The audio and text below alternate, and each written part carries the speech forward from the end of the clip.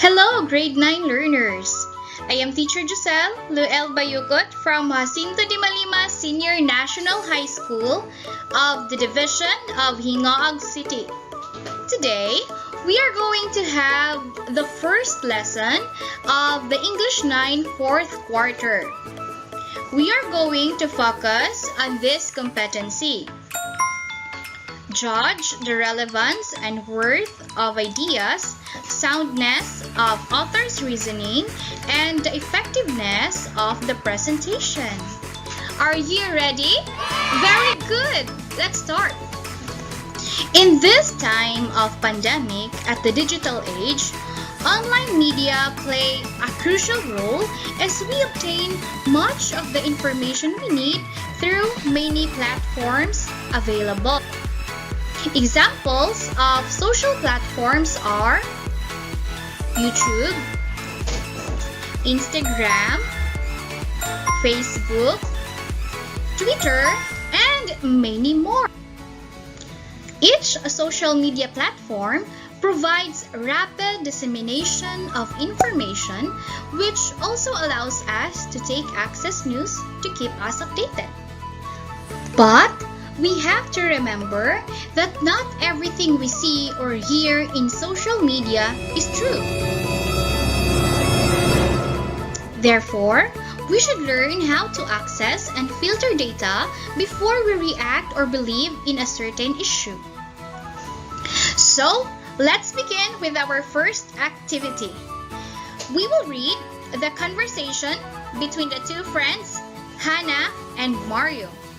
Pay attention and listen carefully. Now, take a look at the comic strip. We will now read Hannah and Mario's conversation. Are you ready? Let's go! Have you read the Facebook post circulating online since April 2? It was confirmed that the COVID UK variant has already reached our neighboring town, Lucban, Quezon. According to my friend who resides in the said town, the alleged person who tested positive is a medical professional who attended to a deceased patient. I am worried about my relatives who live there. I hope they are fine. I think you are worrying for nothing because earlier today, April 4, 2021, I have read some news from Inquirer.net published by news correspondent Delphine T. Malyari Jr. Based on the article, the Municipal Health Office of Lucban had clarified the said issue. According to them, the mayor only wanted to quote one of the medical professionals who attended to the deceased patient that there is a big possibility that it was caused by a UK variant. But there is no confirmatory test performed yet. They have also added that they are already trying to process a genome sequencing of a direct contact of the late patient, and the local chief executive only wanted the residents to be vigilant and safe. Now we have here guide questions. Number 1. Which statements are more convincing, Hannah's or Mario's? And for our second, what are the things you considered in making your choice? In choosing between Hannah and Mario's statement, what are the things you considered in making your choice? If we are going to pay attention to the dialogue Hannah mentioned about her sources are the two Facebook posts circulating online and her friend who resides in Lucban, Quezon. Now let's take a look at the sources of Mario's information. His source is a news article published by news correspondent Delphine T. Malyari Jr. Now we come to realize that both Hannah and Mario have their sources. we should identify which of them has more credibility, which leads us to our next question. So our next question is, what do you think is the impact of unconfirmed information spreading online? And number 4, what do you suggest to readers or listeners? When we gather information from various sources or platforms to keep us updated, our capability to judge the truthfulness and relevance of ideas is imperative. We must remember that before we believe the information presented in the materials that we have obtained, we should check if it is factual or misleading. Thus, we must know the different tips on how to distinguish factual or truthful information from a faulty one. Hence, there is a need to develop your skills in determining the relevance and truthfulness of the information you read, specifically that comes from the social media. It is with information technology that distance is being defied. With just a click of a button, you have emails, voicemail, Facebook, vlogs, instant messaging, and many more virtual platforms that allow you to connect to the world. In many ways, your life has been made easier and more efficient with technology that enables you to communicate the fastest way possible. However, it is essential to know how to see the truth and relevance behind information read and listened to, especially with the growing number of fake accounts and news in the digital era. A relevant idea should contain information that supports the point or subject of the material. These are in the form of article, conversation, and pictures. It is important to note that relevant information consists of factual data. For instance, in the business world, any data that can be applied to solve a problem on the financial statements of the company in the time of pandemic is considered as relevant information. So, when we try to solve financial problems of a business enterprise, statements about the feelings and emotions of the employer may not be included, as these are irrelevant to the purpose of the situation. Now, when we say irrelevant information, these are the informations that is not related to what is being discussed and therefore not important. Truth. It is something that has been proven by facts and sincerity. As we try to gather information from various sources or platforms to keep us updated, our capability to judge the truthfulness and relevance of ideas is imperative. That is the first thing that you must have in mind whenever you try to figure out if the information is full. Now, here are the tips on how to spot factual or truthful information. So first, you have to consider the source. Second, you have to read beyond. And third, you have to check the author. So for the first one, we have here, consider the source. So you have to investigate the site you are viewing or reading. Now, second is read beyond. Headlines can be outrageous in an effort to get clicks, so you should focus on the whole story.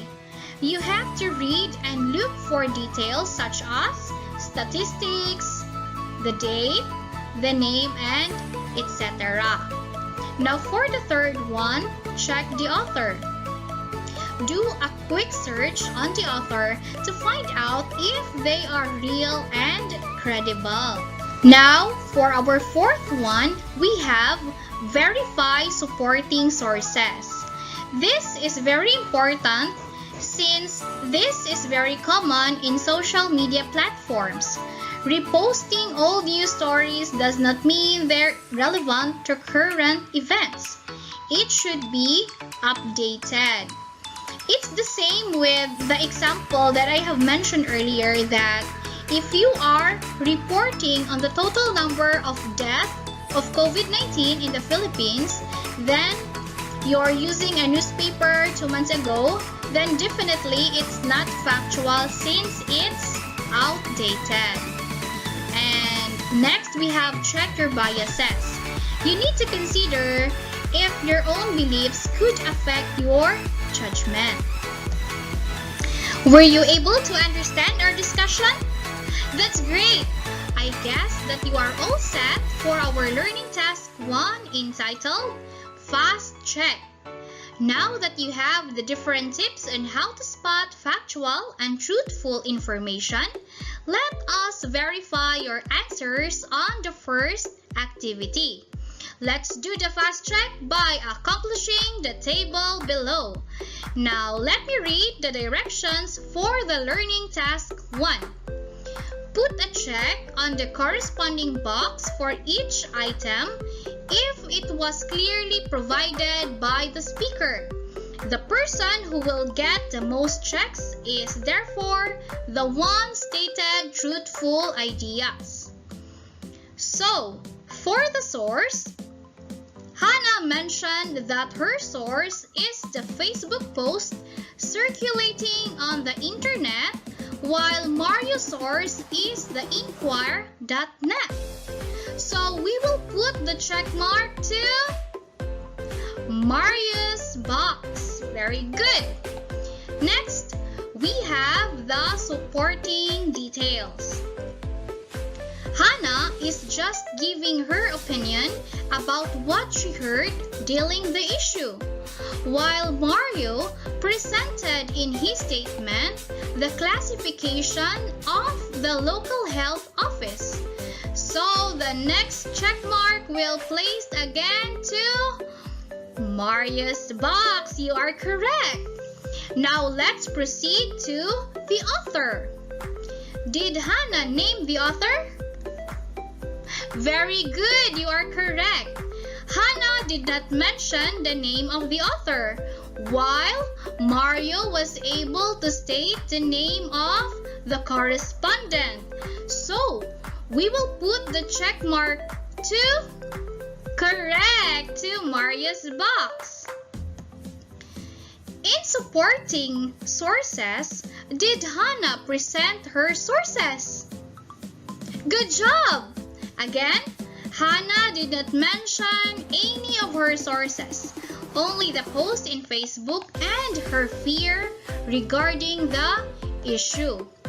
Mario, on the other hand, he presented the clarification from the local health office.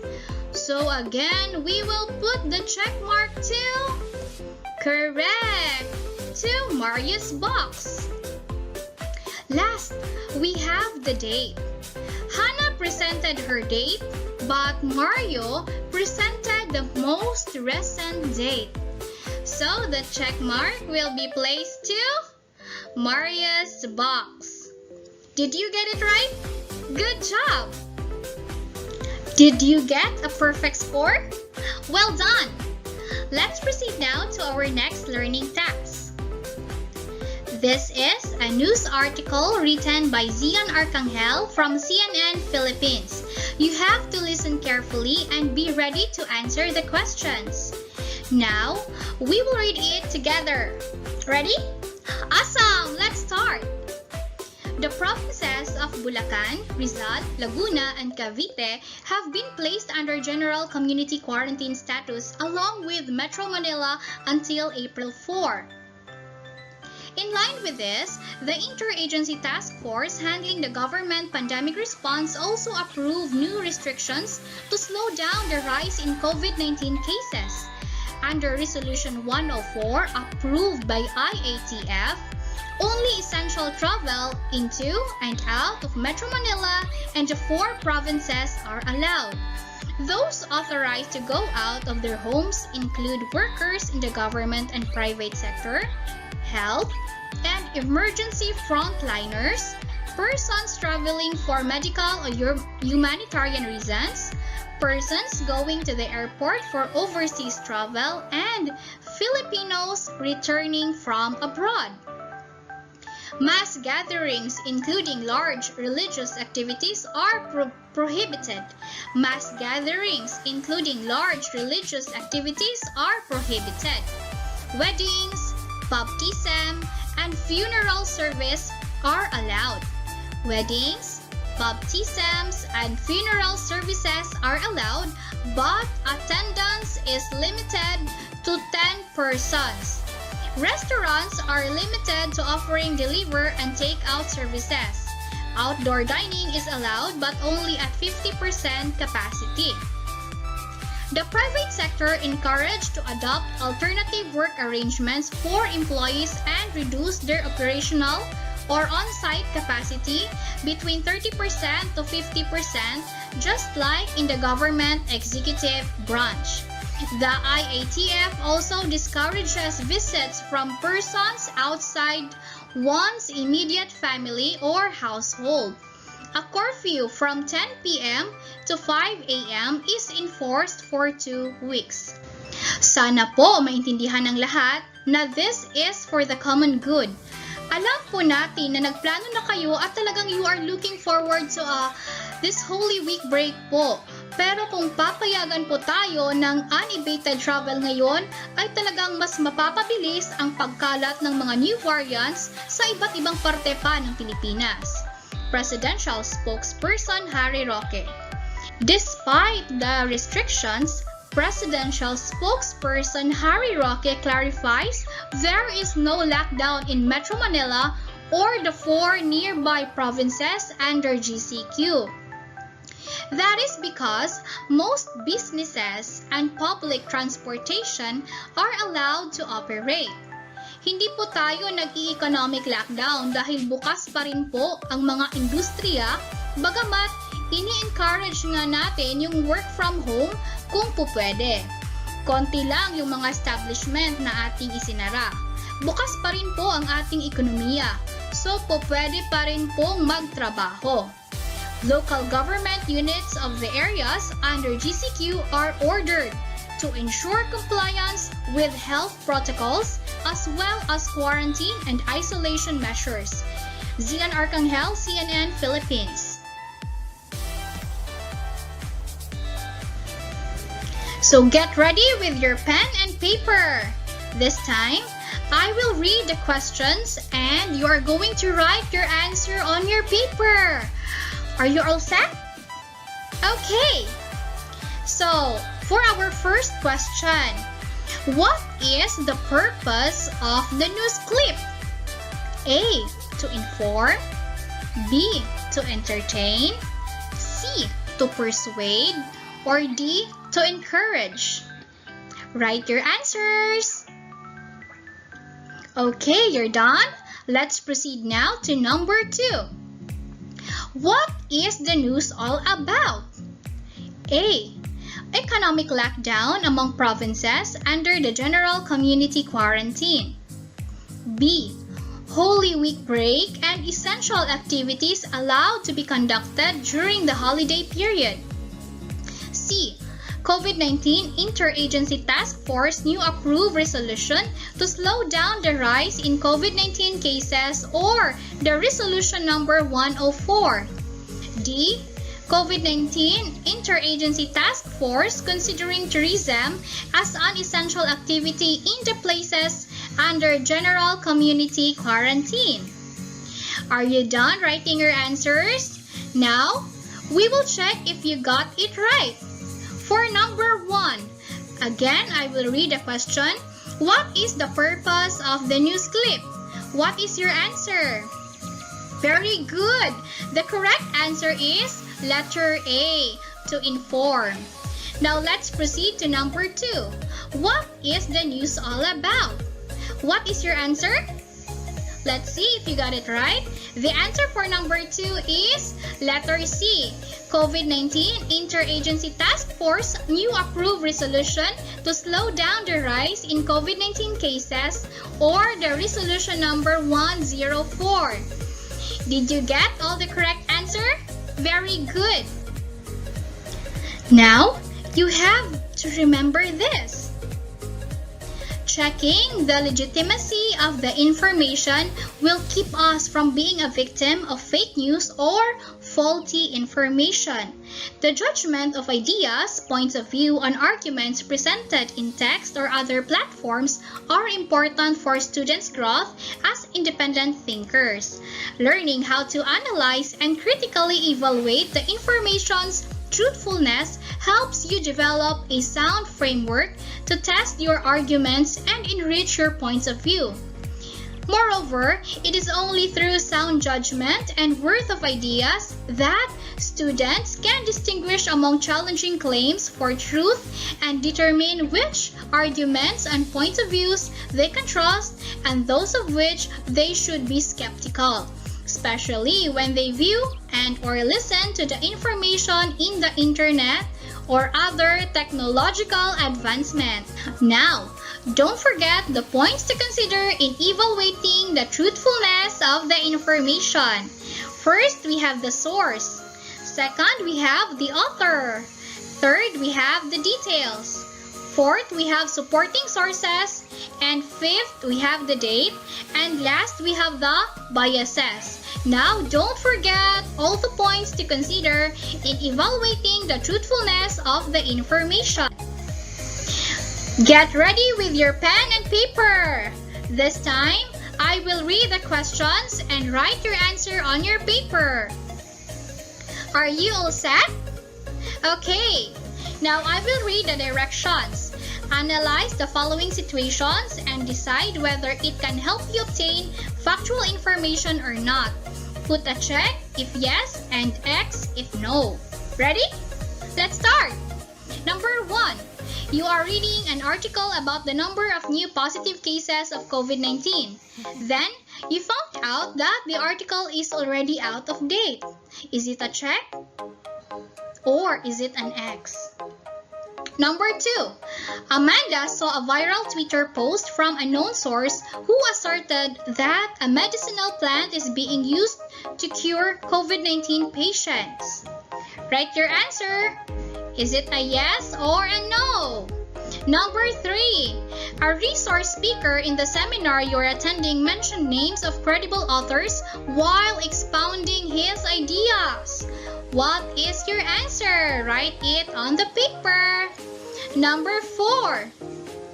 Your friend saw a cryptic news headline and shared it in her timeline, but it does not present any details about the whole story.